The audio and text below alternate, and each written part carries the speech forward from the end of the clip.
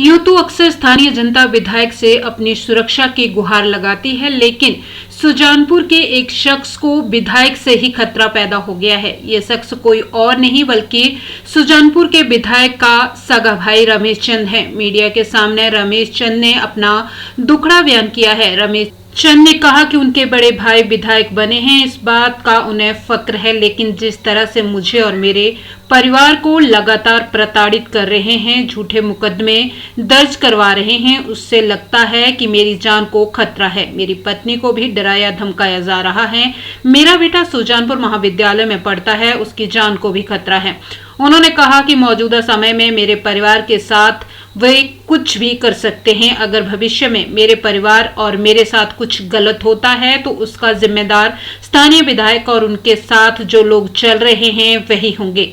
वहीं रमेश चंद ने कहा कि इस विषय पर सुजानपुर प्रशासन और प्रदेश के मुख्यमंत्री मुझे राहत दिलाएं, क्योंकि मुख्यमंत्री हमेशा कहते हैं कि वे आम जनता के मुख्यमंत्री हैं और वर्तमान में रमेश चंद आम जनता है और आम जनता को स्थानीय विधायक लगातार प्रताड़ित कर रहा है। वहीं इस विषय पर स्थानीय विधायक ने फोन पर कहा कि तमाम आरोप जो लगाए जा रहे हैं वो पूरी तरह से निराधार हैं। अगर रमेश चंद के पास इस शिकायत का कोई भी सबूत है तो उन्हें प्रस्तुत करें। रमेश चंद लगातार झूठ बोलते हैं, पहले भी बोला था और वर्तमान में भी बोल रहे हैं।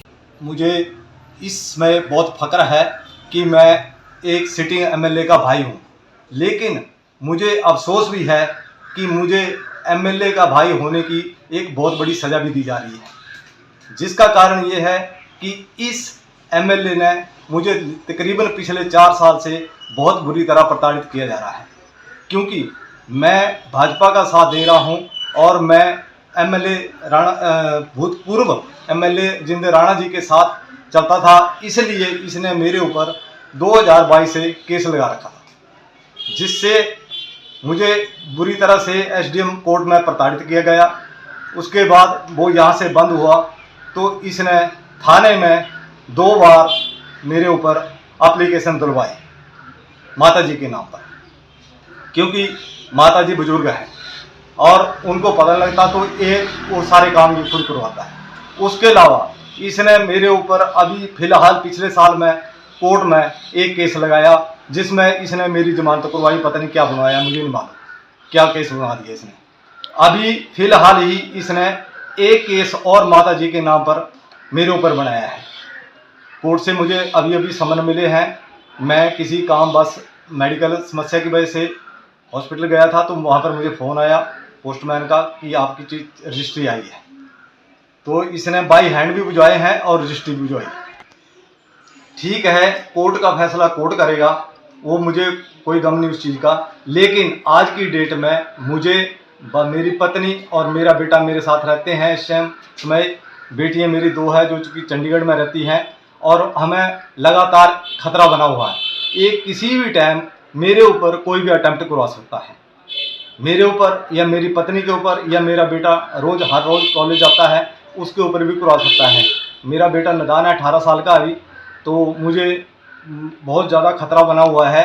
इस करके मैं इस समस्या से निवारण हेतु अपनी अर्जी एक आज थाना प्रभारी जी को भी दे रहा हूं, जिससे कि मुझे आशा है कि मुझे सरकार द्वारा या प्रशासन द्वारा मुझे इससे निजात दिलाई जाए, क्योंकि ये सत्ता का दुरुपयोग करते हुए मुझे खूब बुरी तरह से प्रताड़ित किया जा रहा है। आज मैंने थाना प्रभारी महोदय जी, थाना सुजानपुर टीरा, जिला हमीरपुर, हिमाचल प्रदेश के नाम पर एक पत्र लिखा है, जिसमें मैंने लिखा है कि मुझे और मेरे परिवार को जान का खतरा होने की आशंका हेतु प्रार्थना पत्र।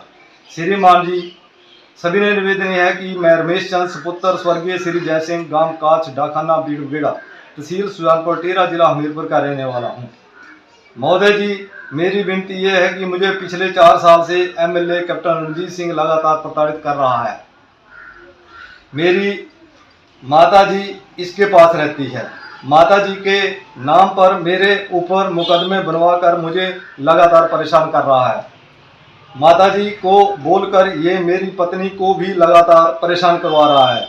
इसने मेरे ऊपर एक एसडीएम कोर्ट में केस करवाया और उसके साथ इसने थाने में 2 बार दरख्वास्त दिया। को बताना चाहता हूँ, ये मुझे और मेरे परिवार को कुछ भी करवा सकता है, क्योंकि ये सरकार में एमएलए है और मुझे लगातार धमकी दे रहा है। अगर मुझे या मेरी पत्नी व बेटे को कुछ भी होता है तो उसका जिम्मेवार और इसके साथ रहने वाले व चलने वाले लोग होंगे। मुझे पूर्ण रूप से विश्वास हो गया है कि ये मेरे साथ कोई भी हादसा कर सकता है। मैं आज इससे तंग आकर के थाना प्रभारी जी को प्रार्थना पत्र दे रहा हूँ। इसने हमारा मेरे ही घर में मैं प्रदेश के प्रशासन और सरकार मुख्यमंत्री जी से विनम्र निवेदन करता हूँ कि मुझे इस अत्याचार से निजात दिलाई जाए, क्योंकि मुख्यमंत्री जी हमेशा ये बोलते हैं कि प्रदेश की जनता जो है हमारी जनता है, हम लोग सारे लोग हमारे हैं। तो मैं उनसे आग्रह करता हूं कि मुझे इस अत्याचार से निजात दिलाई जाए जो कि मेरे को बिना वजह से प्रताड़ित किया जा रहा है।